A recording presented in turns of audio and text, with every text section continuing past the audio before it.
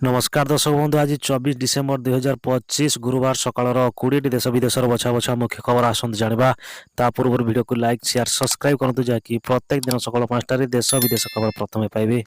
जदि आम प्रथम खबर जा नवीन पट्टनायक को कहीं साक्षात कली कांग्रेस नेता बिरंजन महानायक हंदस बंधु कांग्रेस वरिष्ठ नेता तथा पूर्वतन मंत्री निरंजन पट्टनायक नवीन निवास विरोधी दलर नेता नवीन पट्टनायक को साक्षात कर। जदि आम परवर्ती खबर जुआ नवा वर्ष आरंभ बदल सब नियम हंदस बंधु डिसेम्बर मास आउ कि दिन पर चलीज एवं नूतन वर्ष आसब जानुरी पहलू केवल नुआ वर्ष बदल ना बरं आपण चारिपाखे अनेक गुरुत्वपूर्ण जिनिस परिवर्तन होगा आसूची। एही परिवर्ती गुड़िक सीधा सड़क प्रभाव साधारण जनता जीवन उपर पड़ा जाऊँगी। रेशन कार्ड पर ऑनलाइन आवेदन अवस्था को आरंभ कर जहाँ चाषी एवं ग्रामवासी आश्वस्ति प्रदान कर। जदि आम परवर्ती खबर जुआ यह बंद रही पैन कार्ड यार संशोधन पर निजर एमती चेक करंतु हंदस बंधु देशव्यापी लक्ष लक्ष लोक पैन कार्ड को नुआ वर्षर प्रथम दिन अर्थक जानुरी 1, 2025 निश्चय हो। यार अर्थ होउछि एही मासर डिसेम्बर 31 तारिख सुधा लक्ष लक्ष पैन कार्ड बंद हो पारे। क्यों मानकर पैन कार्ड निश्चय हो अनेक गुरुत्वपूर्ण कार्य बाधाप्राप्त हम। जदि आम परवर्ती खबर जुआ बड़ धारण विमान दुर्घटना सेना मुख्यस्थ समित 8 जनक मृत संदेश फेरवा बेली दुर्घटना हंदस बंधु सामरिक मुख्य 4 जन हिताधिकारी एवं 3 जन को क्रू सदस्य नहीं एक घरोई जेट तुर्कीर राजधानी रे आशंका उड़ान करुवा बेली दुर्घटनाग्रस्त होता। जदि आम परवर्ती खबर जुआ आज लगातार 5 दिन बैंक बंद व्यवसायी संपूर्ण ऑफ लिस्ट आपणकर सहर नाई तो हंदस बंधु जदि आपण कौन काम करने को बैंक को जीवाक योजना करुँच तेबे यही खबर आपण गुरुत्वपूर्ण। ख्रीष्टमास जगू 3टी उत्तर पूर्व राज्य रे बैंक सेविंग प्राय गोटी सप्ताह पर बाधाप्राप्त होगा। नियंत्रण छुट्टी साधारण ग्राहक एवं व्यावसायिक मालिक भयंकर असुविधार कारण हो पारे। जदि आम परवर्ती खबर जुआ सरला श्रीमंदिर रत्न भंडारकर मरामती काम गणति प्रस्तुत होउछि एसओपी हंदस बंधु श्रीमंदिर रत्न भंडार मरामती काम शेष होइछि।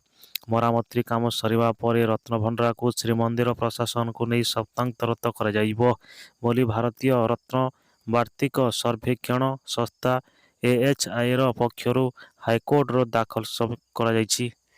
जदि आम परवर्ती खबर जो आओ मोबाइल दरकार पड़ोनी टावर बिना नेटवर्क भी चलो मोबाइल हंदस बंधु एथर मोबाइल नेटवर्क टेंशन कला कारण आगामी दिन में इंटरनेट बा मोबाइल कॉल पर मोबाइल टावर उपयोग भरोसा करने को पड़ो ना जो थिले भी सहजरे कॉल करें कारण सैटेलाइट सेटिंग कंपटीशन क्षेत्र मिल सफलता महाकाश जापन हेब ट्रू बर्ड साइराइज मोबाइल टावर गुड़िक भली काम करिवो। जदि आम परवर्ती खबर जो आउची नुआ वर्ष भिड़ को दृष्टि रखी कोणार्क मंदिर रे स्वतंत्र व्यवस्था हंदस बंधु बड़ दिन एवं नुआ वर्षर सूर्य मंदिर रे भिड़ को भिड़ दृष्टि लगी। प्रथम थर पाई धाड़ी श्रृंखलता प्रवेश करने सूर्य मंदिर सम्मुख निर्माण हम बैरगेट पिपरी एवं निर्माण कार्य स्वतंत्र व्यवस्था पर्यटन ऋतु नहीं ऐतिहासिक सूर्य मंदिर परिदर्शन पर आसुवा देश एवं विदेश पर्यटन भिड़ को नहीं स्थगित मानकर आरंभित परिचालन सृष्टि करिछि। जदि आम परवर्ती खबर जा चांदपाली लज्जा द्वितीय श्रेणी छात्री दुष्कर्म हत्या तीव्र उत्तेजना टायर बाली रास्ता अवरोध हंदस बंधु भद्रक जिला चांदीपाली सहर में आज लज्जाजनक घटना घटी जड़े 10 वर्षर नाबालिक को गणदुष्कर्म पर हत्या कर सशंध उल्लखन अवस्था मृतदेह उद्धार होगा पर चांदपाली सहर उत्तेजनार प्रकाश पाई लोके टायर जाली रास्ता उपर विरोध करुछि। जदि आम परवर्ती खबर जुआ कहीं हिंसा न्याय जलुछि आसाम बार्की जिला एवं 2 मृत 38 पुलिस समेत 45 रु अधिक आघात हंदस बंधु आसाम रे बार्ती आंगलंगर जिले में हिंसा निया जलुछि ଦୀର୍ଘ ଦିନ ହେବ ଜମି ଦାଖଲକୁ ନେଇ ପଡ଼ୁଥିବାରୁ ବିବାଦ ଭୟଙ୍କର ରୂପ ନେଇଛି। ଘଟଣାସ୍ଥଳରେ ତାଜା ଅପଡେଟ୍ରେ ହିଂସାରେ 2 ଜଣ ମୃତ ହୋଇଥିବା ଜଣେ 38 ପୋଲିସ କର୍ମଚାରୀଙ୍କ ସମେତ 45ରୁ ଅଧିକ ଲୋକ ଆଘାତ ହୋଇଛନ୍ତି।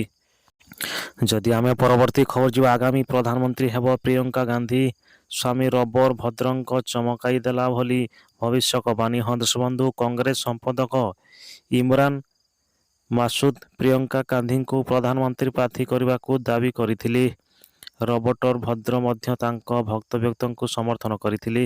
ପତ୍ନୀ ପ୍ରିୟଙ୍କା ଗାନ୍ଧୀଙ୍କୁ ପ୍ରଶଂସା କରି ସେ କହିଥିଲେ ଯେ ପ୍ରିୟଙ୍କାଙ୍କ ଏକ ଉଜ୍ଜ୍ୱଳ ରାଜନୈତିକ ଭବିଷ୍ୟ ଅଛି ଏବଂ ଅନେକ ଲୋକ ତାଙ୍କ ଭବିଷ୍ୟତରେ ଦେଶର ପ୍ରଧାନମନ୍ତ୍ରୀ ଦେଖିବାକୁ ହେବ ବୋଲି କହିଥିଲେ। ଯଦି ଆମେ ପରବର୍ତ୍ତୀ ଖବର ଯିବା, ସ୍ୱାସ୍ଥ୍ୟ ବିଭାଗରେ ସମୀକ୍ଷା କଲେ ମୁଖ୍ୟମନ୍ତ୍ରୀ। ଏସ୍ବିଏର 17 ମହିଳା ପାର୍କିଂ। ହଂସବନ୍ଧୁ ମୁଖ୍ୟମନ୍ତ୍ରୀ ମୋହନ ଚରଣ ମାଝୀ ଆଜି ଲୋକସଭା ଭବନଠାରେ ସ୍ୱାସ୍ଥ୍ୟ ଏବଂ ପରିବହନ କଲ୍ୟାଣ ବିଭାଗ ବିଭିନ୍ନ କାର୍ଯ୍ୟକ୍ରମରେ ସମୀକ୍ଷା କରିଛନ୍ତି।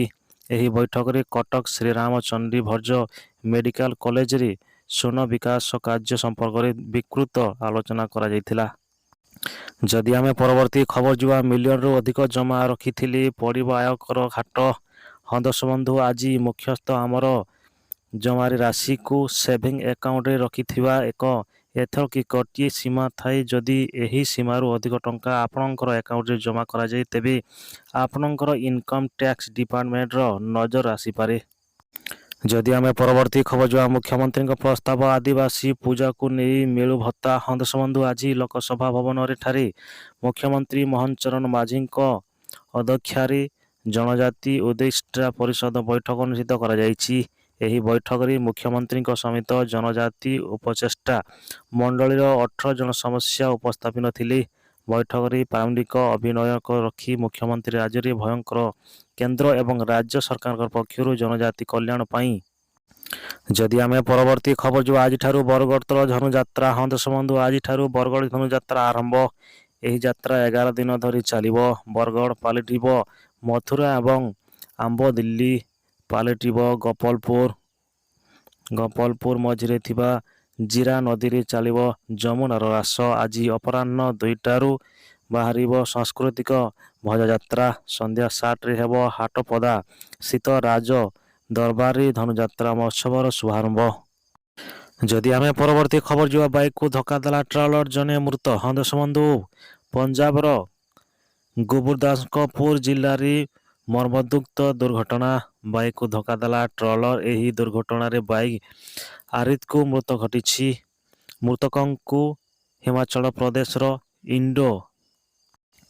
ଯଦି ଆମେ ପରବର୍ତ୍ତୀ ଖବର ଯିବା, ବ୍ୟାଙ୍କ ମ୍ୟାନେଜରଙ୍କ ପରିଚୟ ଦେଲେ 20 କୋଟି ଠକେଇ। ହଂସବନ୍ଧୁ ସହର ପାଖରେ ରହୁଛନ୍ତି, ଦାମୀ ଗାଡ଼ି ଆଉ ଲୋକଙ୍କ ବିଶ୍ୱାସ ଭଞ୍ଜନ କରାଉଛି। କୋଟି କୋଟି ଟଙ୍କା ଠକେଇ କରିଥିବା ଘଟଣା ପ୍ରତ୍ୟେକ ଦିନ ସାମ୍ନାକୁ ଆସୁଛି। ହେଲେ ଏଭଳି ଜଣେ ଠକ କଥା ଶୁଣିଲେ ଆପଣଙ୍କର ଚମକିବ। ନିଜର ବ୍ୟାଙ୍କ ମ୍ୟାନେଜର ପରିଚୟ ଦେଇ ନକଲି ଫିଲ୍ ଏବଂ ଦସ୍ତଖତ କରି ଲୋକଙ୍କଠାରୁ 20 କୋଟିରୁ ଅଧିକ ଠକେଇ ଘଟଣାରେ ଫେରାର ହୋଇଥିବା ଅଭିଯୁକ୍ତଙ୍କ ଭଦ୍ରକରୁ ଥିବା ମଙ୍ଗଳବାର ଦିନ ଗିରଫ କରିଛି ଓଏସ୍ଡବ୍ଲ୍ୟୁ। ଯଦି ଆମେ ପରବର୍ତ୍ତୀ ଖବର ଯିବା, ମାତା ବୈଷ୍ଣୋଦେବୀଙ୍କ ମନ୍ଦିର ଯାଉଥିବା ବେଳେ ଶ୍ରଦ୍ଧାଳୁ ଧ୍ୟାନ ଦିଅନ୍ତୁ, ଏବେ ସମସ୍ୟାର ସୀମା ଭିତରେ ଶେଷ କରିବାକୁ ହେବ ଯାତ୍ରା।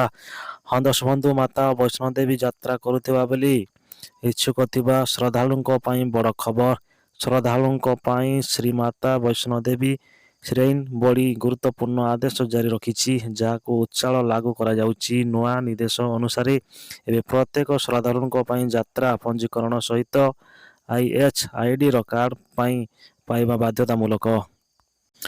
ଯଦି ଆମେ ପରବର୍ତ୍ତୀ ଖବର ଯିବା, ଖରିଫ 2025-26 ଧାନ ସଂଗ୍ରହ ପାଇଁ ପରୀକ୍ଷା କଲା ଅନ୍ତଃମନ୍ତ୍ରିସ୍ତରୀୟ କମିଟି। ହଂସବନ୍ଧୁ ଉପମୁଖ୍ୟମନ୍ତ୍ରୀଙ୍କ ତଥା କୃଷି ଏବଂ କୃଷକ ସଶକ୍ତିକରଣ ଏବଂ ଶକ୍ତି ମନ୍ତ୍ରୀଙ୍କ ଅଧ୍ୟକ୍ଷତାରେ ମଙ୍ଗଳବାର ଆନ୍ତଃ ମନ୍ତ୍ରିସ୍ତରୀୟ କମିଟି ଖରିଫ 2025-26 ଧାନ ସଂଗ୍ରହ ପରୀକ୍ଷା କରିଛନ୍ତି। ଚାଷୀଙ୍କୁ ଧାନ ସଂଗ୍ରହ ପ୍ରକ୍ରିୟାରେ ସହଯୋଗ କରିବା ପାଇଁ ସେମାନଙ୍କର ସମସ୍ୟାର ତ୍ୱରିତ ସମାଧାନ କରିବାକୁ ଅଧିକାରୀମାନଙ୍କୁ ଉପମୁଖ୍ୟଙ୍କ କଡ଼ାକଡ଼ି ନିର୍ଦ୍ଦେଶ ଦିଆଯାଇଛି। ଯଦି ଆମେ ପରବର୍ତ୍ତୀ ଖବର ଯିବା, ବିଏସ୍ଏନ୍ଏଲ୍ ୟୁଜରଙ୍କ ପାଇଁ ନୂଆ ଧମକ ପ୍ଲାନ୍ ମାତ୍ର 1 ଟଙ୍କାରେ ମିଳିବ 4 GB ଡାଟା ସହ। ଏହି ସବୁ ସୁବିଧା ବଢ଼ିବ ଜିଓ, ଏୟାରଟେଲ୍ ଏବଂ ଟେନ୍ସନ୍। ହଁ ଦର୍ଶକ ବନ୍ଧୁ, ଖୁବ୍ ଖ୍ରୀଷ୍ଟ ମାସ ପାଇଁ ବିଏସ୍ଏନ୍ଏଲ୍ ନୂଆ ଗ୍ରାହକ ପାଇଁ ଏକ ଅଫର୍ ଲଞ୍ଚ କରିଛି।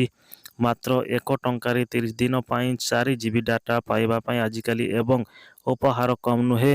ହଁ ଦର୍ଶକ ବନ୍ଧୁ, ବିଏସ୍ଏନ୍ଏଲ୍ ଏହି ପଦକ୍ଷେପ ବିଷୟରେ ଭାବରେ ସେମାନଙ୍କର ପାଇଁ ଲାଭଦାୟକ ହେଉଥିବା କମ୍ ମୂଲ୍ୟରେ ନେଟୱାର୍କ ଓ ଗୁଣବତ୍ତା ଅନୁଭବ କରିବା ପାଇଁ ଏକ ବିସ୍ତୃତ ସରକାରୀ ଟେଲିକମ୍ କମ୍ପାନୀ ସହିତ ସଂଯୋଗ କରିବାକୁ ଚାହୁଁଛି। ଯଦି ଆମେ ପରବର୍ତ୍ତୀ ଖବରକୁ ଯିବା, ଚାକିରି ଛାଡ଼ିବାର 3 ବର୍ଷ ପରେ ଆକାଉଣ୍ଟକୁ ଆସିବ ଇପିଏଫ୍ ସୁଧ। ଜାଣନ୍ତୁ କେବେ ବର୍ଷ ଯାଏ ଜମା ହୁଏ ସୁଧ। ହଁ ଦର୍ଶକ ବନ୍ଧୁ, ଚାକିରି ପରିବର୍ତ୍ତନ କରିବା କିମ୍ବା ଛାଡ଼ିବା ପରେ ଅନେକ କର୍ମଚାରୀଙ୍କ ଭାବନ୍ତି ଯେ ସେମାନଙ୍କର ପ୍ରୋଭିଡେଣ୍ଟ ଫଣ୍ଡ ଇପିଏଫ୍ ଆକାଉଣ୍ଟକୁ ସୁଧ ମିଳିବ ନାହିଁ। କିନ୍ତୁ କର୍ମଚାରୀଙ୍କ ପ୍ରୋଭିଡେଣ୍ଟ ଫଣ୍ଡ ଏବଂ ସଂଗଠନ ଇପିଏଫ୍ର ବର୍ତ୍ତମାନର ନିୟମ ଅନୁଯାୟୀ ଏକ ସାଧାରଣତଃ ଭୁଲ ସାଧାରଣ ଯେ 3 ବର୍ଷ ପରେ ପିଏଫ୍ ଆକାଉଣ୍ଟରେ ସୁଧ ବନ୍ଦ ହୋଇଯିବ। ଯଦି ଆମେ ପରବର୍ତ୍ତୀ ଖବର ଯିବା, ଶୀତ ମହୋତ୍ସବକୁ ଆସିବ 20 କୃଷ୍ଣ ବଢ଼ୁଛି ଚର୍ଚ୍ଚା। ହଁ ଦର୍ଶକ ବନ୍ଧୁ, ଦାରିଙ୍ଗବାଡ଼ିରେ ଆସନ୍ତା 8ରୁ 11 ପର୍ଯ୍ୟନ୍ତ ଶୀତ ମହୋତ୍ସବରେ ହେବାକୁ ଯାଉଛି। ଏହି ମହୋତ୍ସବରେ ରାଜ୍ୟରେ ବିଭିନ୍ନ ଦିଗବ ମନ୍ତ୍ରୀମାନେ ଯୋଗଦେବାକୁ ରହିଥିବା ବେଳେ କିଏ କେଉଁ ଦିଗ ଆସିବେ ତାହା ସ୍ପଷ୍ଟ ହୋଇନଥିଲେ ମଧ୍ୟ 2 ଜଣ କୃଷ୍ଣଙ୍କୁ ନେଇ ଚର୍ଚ୍ଚା ଜୋର ଧରିଛି। ଯଦି ଆମେ ପରବର୍ତ୍ତୀ ଖବର ଯିବା, ହସ୍ପିଟାଲ ଯିବାକୁ ଆଉ ହନ୍ତସନ୍ତ ହେବେନି ରୋଗୀ, ମିଳିବ ନୂଆ 108 ଆମ୍ବୁଲାନ୍ସ। ହଁ ଦର୍ଶକ ବନ୍ଧୁ, ପୂର୍ବରୁ ଅନକଭର୍ଟେବଲ ଆମ୍ବୁଲାନ୍ସ ପାଇଁ ନ ମିଳିଥିବାରୁ ରୋଗୀଙ୍କ ମୃତ୍ୟୁ ହୋଇଥିଲା। ସବୁକୁ କାନ୍ଧିରେ ରଖିବା ପାଇଁ ଭଳି ଘଟଣା ସାକ୍ଷୀ ରଖିଥିଲା ଓଡ଼ିଶା। ରାଜ୍ୟରେ ଆମ୍ବୁଲାନ୍ସ ସେବା ସବୁଠୁ ବଡ଼ ସମସ୍ୟା ପାଲଟିଛି। ଯଦି ଆମେ ପରବର୍ତ୍ତୀ ଖବର ଯିବା, ଏପ୍ରିଲ 1ରୁ ବନ୍ଦ ହୋଇଯିବ ଏହି 6ଟି ବଡ଼ ବ୍ୟାଙ୍କ। ଆକାଉଣ୍ଟରେ ଥିଲେ କ'ଣ କରିବେ? ହଁ ଦର୍ଶକ ବନ୍ଧୁ, କେନ୍ଦ୍ର ସରକାରଙ୍କର ପୁଣି ଥରେ ବ୍ୟାଙ୍କିଂ କ୍ଷେତ୍ରରେ ବଡ଼ ପରିବର୍ତ୍ତନ ପାଇଁ ପ୍ରସ୍ତୁତ କରୁଛନ୍ତି। ରିପୋର୍ଟ ଅନୁଯାୟୀ ସରକାର ଅଛନ୍ତି କି ବଡ଼ ସରକାରୀ ବ୍ୟାଙ୍କ ପରସ୍ପର ସହିତ କିମ୍ବା ଏକ ବଡ଼ ବ୍ୟାଙ୍କ ସହିତ ମିଶ୍ରଣ କରିବାକୁ ବିଚାର କରୁଛନ୍ତି। ଏହି ଲୋକସଭା ତୀବ୍ର ହୋଇଛି ଯେ କାରଣ ସରକାର ଭାରତ ଏପରି ଏକ ବଡ଼ ବ୍ୟାଙ୍କ ସୃଷ୍ଟି କରିବାକୁ ଚାହୁଁଛନ୍ତି ଯାହା ବିଶ୍ୱର ଶ୍ରେଷ୍ଠ 100 ମଧ୍ୟରେ ସ୍ଥାନ କରିପାରେ। ଯଦି ଆମେ ପରବର୍ତ୍ତୀ ଖବର ଯିବା, ବର୍ଚ୍ଚିତ ଭତ୍ତାକୁ ନେଇ ଦିବ୍ୟାଙ୍ଗ ଏବଂ ବାର୍ଷିକ ହିତାଧିକାରୀଙ୍କୁ ବଞ୍ଚିତ। ହଁ ଦର୍ଶକ ବନ୍ଧୁ, 85%ରୁ ଅଧିକ ଭିନ୍ନକ୍ଷମ, 80 ବର୍ଷରୁ ବୟସ ଅଧିକ, ତଥାପି ମିଳୁନି ବାର୍ଷିକ ଭତ୍ତା। ଏଥିପାଇଁ ଦୌଡ଼ି ଦୌଡ଼ି ହିତାଧିକାରୀ ହନ୍ତସନ୍ତ। ହରଭଙ୍ଗା ବ୍ଲକ କୁସଙ୍ଗ ପଞ୍ଚାୟତରେ କୁମାରୀ ଗ୍ରାମରେ ଏଭଳି ଘଟଣା ଦେଖିବାକୁ ମିଳିଛି। ଯଦି ଆମେ ପରବର୍ତ୍ତୀ ଖବର ଯିବା, ଶ୍ରୀଲଙ୍କା ହାତ ଛାଡ଼ିଲେ ସାରା ବିଶ୍ୱ, ଭାରତ ବଢ଼ାଇଲା ବନ୍ଧୁକର ହାତ। ବାତ୍ୟାରେ ଧ୍ୱଂସ ହୋଇଥିବା ଅଞ୍ଚଳରେ ପୁନଃନିର୍ମାଣ ପାଇଁ ଭାରତ କରୁଛି ସାହାଯ୍ୟ। ହଁ ଦର୍ଶକ ବନ୍ଧୁ, ଶ୍ରୀଲଙ୍କାକୁ ଖାଇବାର କରିଛି ବାତ୍ୟା ନିସ୍ତାର। ଏକାଧିକ ଲୋକଙ୍କ ଜୀବନ ଯିବା ସହ ବାତ୍ୟା ପ୍ରଭାବିତ ଅଞ୍ଚଳରେ ପୁରା କାରଖାନାରେ ଯାଇଛି। ଯଦି ଆମେ ପରବର୍ତ୍ତୀ ଖବର ଯିବା, ଫେବୃଆରୀ 12ରେ ଶ୍ରମିକ ଧର୍ମଘଟ। ହଁ ଦର୍ଶକ ବନ୍ଧୁ, କେନ୍ଦ୍ର ସରକାରଙ୍କର ସାମସଙ୍ଗୀତ ମନୋରୋଗୀ ବଦଳରେ ନୂଆ ଆଇନ ଜିବିର ରାମଜୀ ଆଇନର କ୍ଷେତ୍ରରେ ଶାନ୍ତି ବିଲ୍ ବିରୋଧରେ କରି 10ଟି ଶ୍ରମିକ ସଂଗଠନ ଆସନ୍ତା ଫେବୃଆରୀ 12ରେ ଦିନିକିଆ ଦେଶବ୍ୟାପୀ ଧର୍ମଘଟ ହେବ।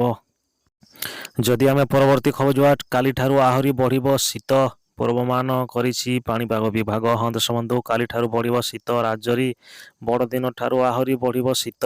ବିଭିନ୍ନ ସ୍ଥାନରେ ଘନ କୁହୁଡ଼ି ଲାଗି ରହିବ। ଭୁବନେଶ୍ୱରସ୍ଥିତ ଆଞ୍ଚଳିକ ପାଣିପାଗ ବିଜ୍ଞାନ କେନ୍ଦ୍ର ଉପକୂଳର ଅନୁମାନ କରୁଛି ପୁରା ଓଡ଼ିଶା ଗତ କିଛି ଦିନ ହେଲା କ୍ରମାଗତ ଭାବେ ଶୀତ ଲହରୀ ଜାରି ରହିଛି। ସବୁଠୁ ଥଣ୍ଡା ସହର କୋରାପୁଟ। ଯଦି ଆମେ ପରବର୍ତ୍ତୀ ଖବର ଯିବା, କୃଷକ ଦିବସରେ ଚାଷୀଙ୍କ ଯନ୍ତ୍ରଣା, ଟୋକନ ସମସ୍ୟାରେ ଜାତି ପୋଲିସ ଚାଷୀ ଧର୍ମଘାତୀ। ହଁ ଦର୍ଶକ ବନ୍ଧୁ, କୃଷକ ଦିବସରେ କୃଷକଙ୍କୁ କଷ୍ଟ, ପରିଶ୍ରମ କରି ସଫଳ ଅମଳ ପରେ ତାଙ୍କ ବିକିବା ପାଇଁ ଚାଷୀ ହନ୍ତସନ୍ତ ହେଉଛନ୍ତି। ଅନ୍ତର୍ଦେଶର ସୀମା ଟପିଲାଣି, ମଣ୍ଡି ଖୋଲିଥିବା ବି ଧାନ ବିକ୍ରିରେ ସମସ୍ୟା ଲାଗି ରହିଛି। ବରଗଡ଼ ଜିଲ୍ଲାର ଅପିଲ ଆଗରେ ଚାଷୀ ସାଧାରଣ ହୋଇଥିବା ବେଳେ ଭିତର ପଶିକୁ ପାଇଁ ଉଦ୍ୟାନ କରିଛି ବୋଲି ପୋଲିସ ସହ ଧର୍ମାଉଛି। ଯଦି ଆମେ ପରବର୍ତ୍ତୀ ଖବର ଯିବା, ଜାଣନ୍ତୁ କି ସ୍ୱାଧୀନତା ଭାରତ ପ୍ରଥମ ନୋଟ୍ କେଉଁଟା ନଥିଲା? ଗାନ୍ଧୀଙ୍କ ଫଟୋ। ଆଜିର ନୋଟ୍ ଠାରୁ ଏହା ଏକ ଥଣ୍ଡା ସମ୍ପୂର୍ଣ୍ଣ ଭିନ୍ନ। ହଁ ଦର୍ଶକ ବନ୍ଧୁ, ଭାରତରେ ନୋଟ୍ ସ୍ୱାଧୀନତା ପରିଚୟ ଏବଂ ପ୍ରଗତିର ଶକ୍ତିଶାଳୀ କାହାଣୀ ହେଉଥାଏ। ସ୍ୱାଧୀନତାର ପରେ ଦେଶର ନିଜର ମୁଦ୍ରା ପ୍ରତ୍ୟେକ ଆବଶ୍ୟକତା ଥିଲା। ସ୍ୱାଧୀନତା ଭାରତର ପ୍ରତ୍ୟେକ ନୋଟ୍ 1949 ଜାରି ହୋଇଥିଲା, ଯାହା ଆଜିର ରଙ୍ଗ ଉଚ୍ଚ ସୁରକ୍ଷା ନୋଟ୍ ଅପେକ୍ଷାରେ ବହୁତ ସରଳ ଥିଲା।